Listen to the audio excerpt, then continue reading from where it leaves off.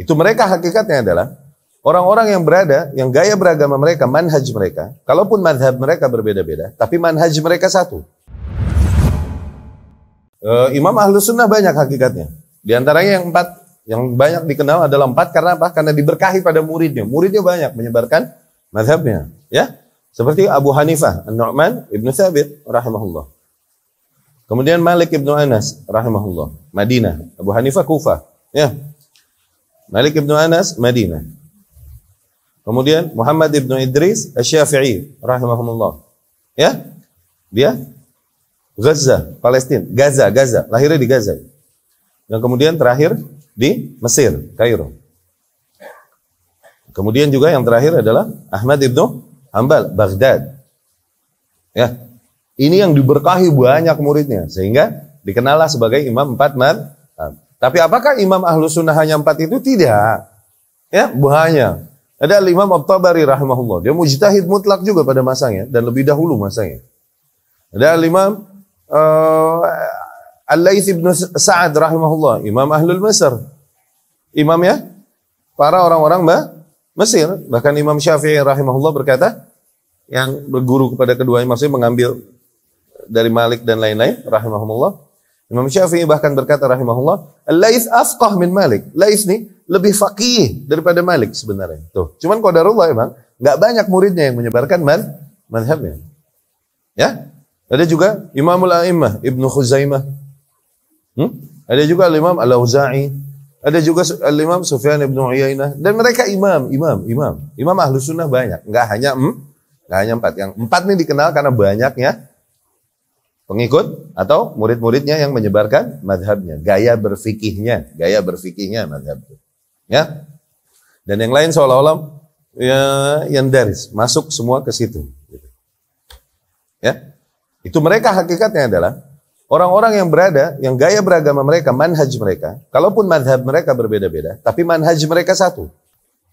Oke? Manhaj mereka, yakni konsep mereka di dalam usul, mereka beragama, memahami sebisa mungkin ayat-ayat yang datang dari Allah Subhanahu wa taala dan hadis-hadis yang datang dari Rasulnya sallallahu alaihi wasallam berdasarkan pemahaman salafus saleh. Hakikatnya manhaj mereka satu. Ya? Terutama di dalam perkara-perkara usul. Adapun terjadi perbedaan madhab dan lain-lain, madhab adalah kumpulan perkataan-perkataan, kumpulan ijtihad-ijtihad yang datang dari seorang imam.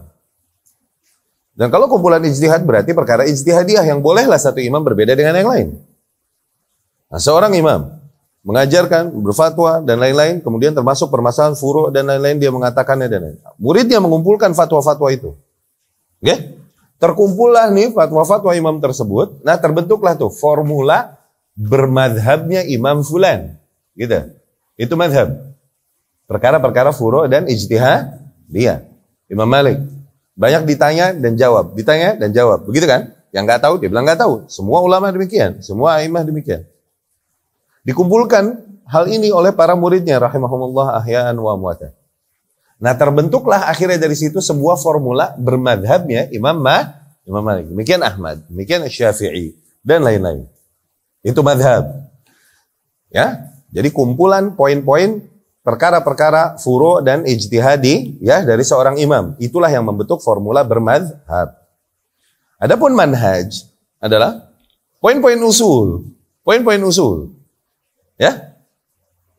Kumpulan poin-poin usul tersebut akhirnya membentuk sebuah rambu-rambu, membentuk sebuah jalanan. Nah, jalan tersebut adalah manhaj.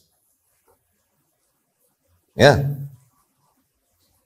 Membentuk sebuah formula bermanhaj itu begitu artinya.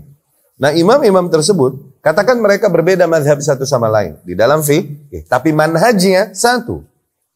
Mereka di atas manhaj salaf as-salih, berada di atas manhaj Ahlus Sunnah wal Jamaah. Ya, adapun perbedaan furu' dan lain-lain emang dibuka oleh Allah Subhanahu wa taala dan diberikan keringanan. Ini diantara hal yang dilapangkan oleh Allah Subhanahu wa taala. Karena apa hakikatnya? Mustahil menyatukan umat di atas satu pendapat furu', mustahil. Mereka yang memaksakan umat untuk berada di atas satu pendapat furu', hakikatnya mereka mau memecah belah umat. Dari situ mereka memusuhi seorang muslim hamba Allah yang lain. Menggunjing seorang muslim hamba Allah yang lain hanya karena perbedaan perkara furu', dan itu zalim. Hakikatnya yang kayak gini mau mecah belah umat ini. Bikin pecah-pecah. Karena nggak mungkin furu' disatukan di atas satu kesamaan, nggak mungkin, mustahil.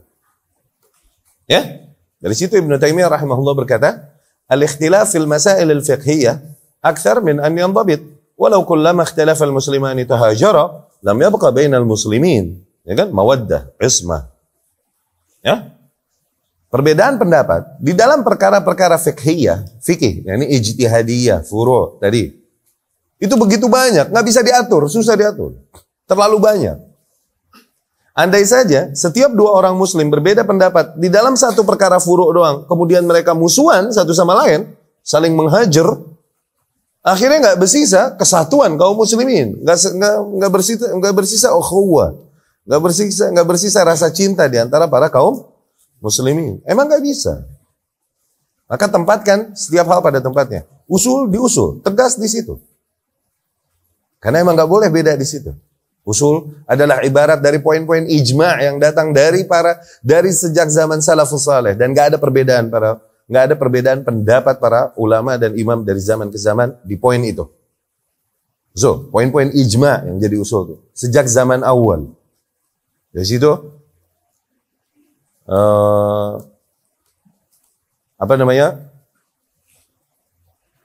dari kumpulan poin-poin usul tersebutlah yang membentuk formula bermanhaj. Ya.